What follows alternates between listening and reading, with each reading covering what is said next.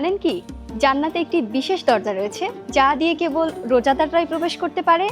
আসসালামু আলাইকুম। যারা রমজান মাসে কেবল আল্লাহ তাআলার সন্তুষ্টি অর্জনের উদ্দেশ্যে রোজা রাখেন, তাদের জন্য রয়েছে সুসংবাদ। হাদিসে কুদসিতে আছে, আল্লাহ তাআলা বলেন, রোজা কেবল আমারই জন্য এবং আমি নিজেই এর প্রতিদান দেব।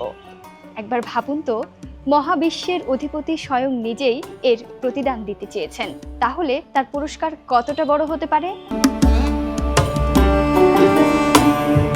রাসূল সাল্লাল্লাহু আলাইহি ওয়াসাল্লাম বলেছেন, যে ব্যক্তি কেবল ঈমান ও সওয়াবের আশায় রোজা রাখে, মহান আল্লাহ তার অতীতের সমস্ত গুনাহ মাফ করে দেন। জান্নাতে প্রবেশের একটি বিশেষ দরজা রয়েছে যার নাম রায়্যান। কিয়ামতের দিন ঘোষণা করা হবে রোজাদাররা কোথায়।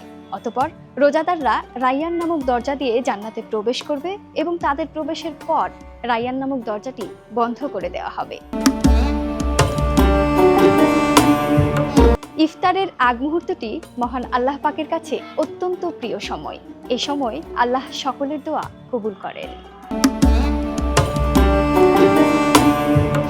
রোজা মানুষকে ধৈর্য, সহানুভূতি ও আত্মনিয়ন্ত্রণ শেখায়।